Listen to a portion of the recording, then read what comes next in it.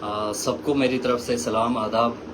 जैसा कि आप सब जानते हैं कि पिछले कुछ दिनों से कुछ लोगों ने जो है आम आदमी पार्टी को टारगेट करना चाहा, जो नेशनल लेवल पे अगर हम बात करें, जिस तरह से राघव चड्ढा जी का मुद्दा जब निकल कर आया कि उनको जो है टाइम वहाँ उनसे छीना गया, किसी और हमारे आम आदमी पार्टी के लीडर को जो है वो टाइम दिया गया, और उस पर जो है बड़े लोगों ने सियासत जो है अपनी गरमाई, बड़ी बड़ी बातें की कि ये पार्टी वाले, ये आम आदमी पार्टी ऐसी है वैसी है।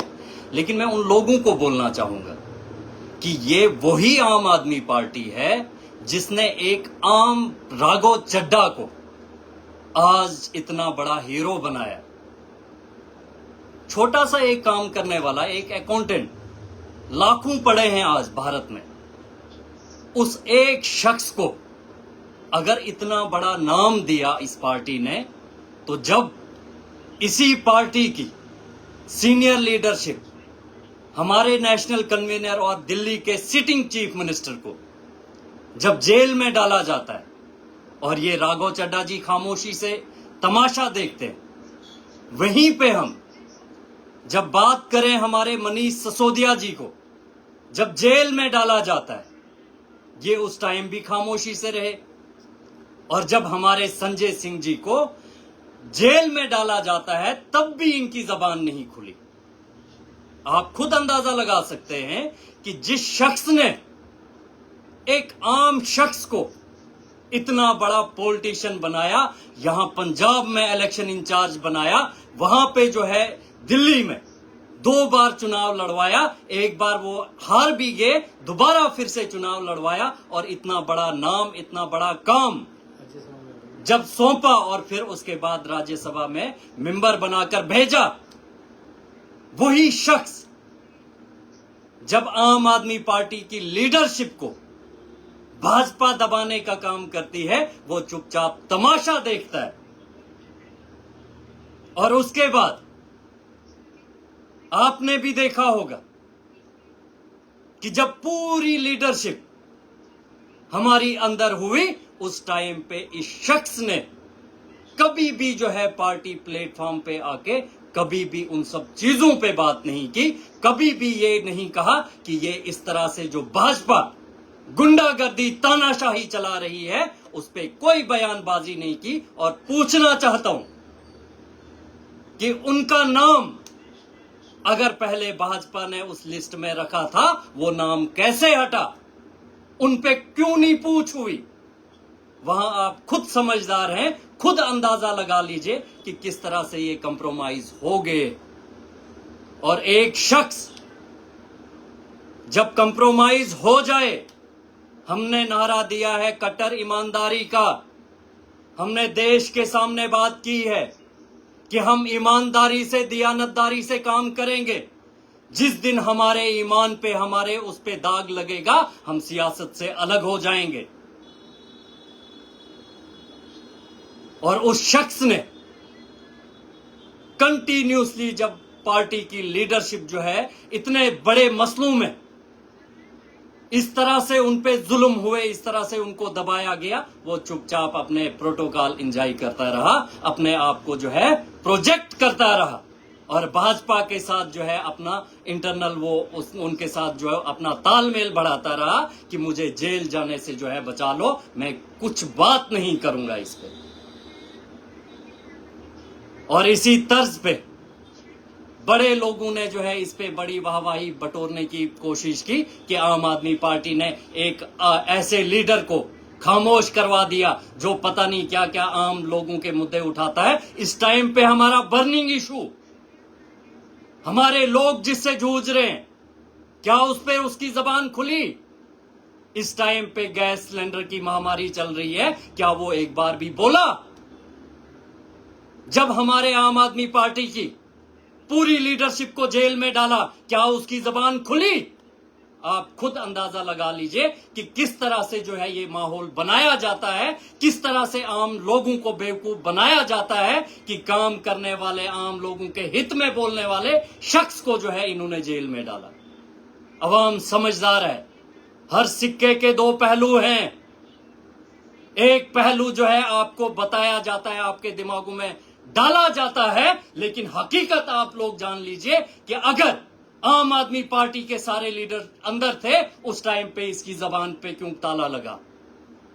आज भी अगर इस टाइम पे पूरा भारत पेट्रोल की दिक्कत है, गैस सिलेंडर की दिक्कत है, बेरोजगारी की दिक्कत है, उसमें ये कितनी बात करता है।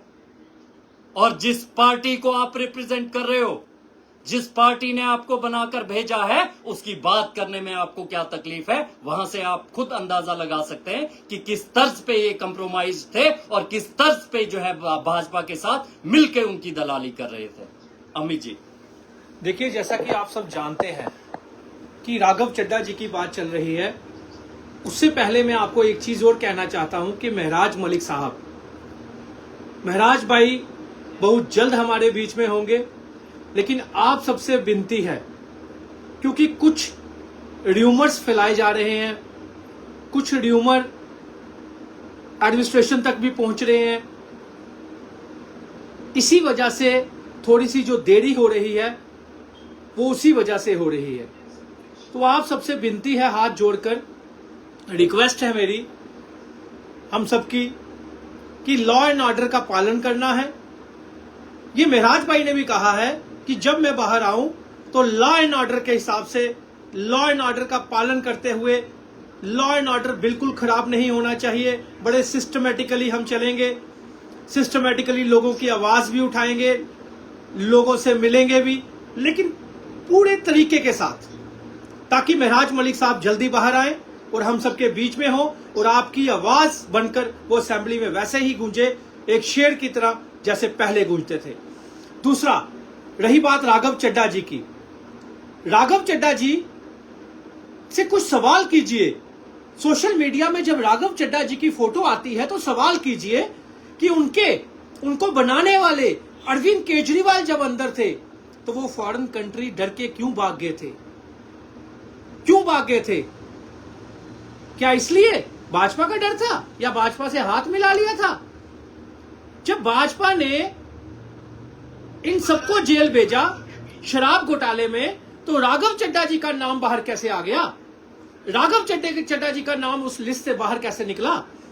राघव चड्ढा जी, अरविंद केजरीवाल जब बाहर आते हैं, जब अंदर होते हैं, मनीष सिसोदिया जी अंदर होते हैं, जैन साहब अंदर होते हैं, संजय सिंह जी अंदर होते हैं, तो राघव चड्ढा जी के मुंह से एक लफ्ज नहीं निकलता। तो मुझे बताइए, ये हाथ नहीं मिलाया था उन्होंने भाजपा से, तो क्या किया हुआ था?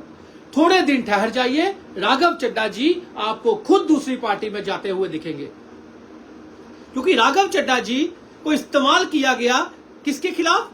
आम आदमी पार्टी के खिलाफ, कि अंदर घुस के इनको खोखला कर दीजिए। मुझे बता दीजिए कि अगर अरविंद केजरीवाल अंदर थे, जब हम प्रोटेस्ट कर सकते हैं जम्मू कश्मीर में, आप प्रोटेस्ट कर सकते हो डोडा किश्तवाड़ में, तो क्या राघव चड्ढा जी दिल्ली में प्रोटेस्ट नहीं कर सकते थे? दिल्ली में असेंबली में आवाज नहीं उठा सकते थे? पार्लियामेंट में आवाज नहीं उठा सकते थे? उनको तो राज्यसभा का मेंबर बनाया था। किसने बनाया? अरविंद केजरीवाल जी ने बनाया।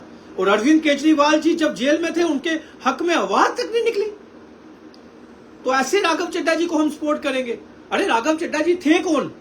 छोटी सी एक आम इंसान, एक अकाउंटेंट, और राघव चड्ढा जी को राज्यसभा का मेंबर बनाया। पंजाब में एक बड़ी ऊंची पोस्ट दी उनको, एमएलए की इलेक्शन से लड़ाई, उसके बाद राघव चड्ढा को लोगों जानना स्टार्ट किया आम आदमी पार्टी के नाम से।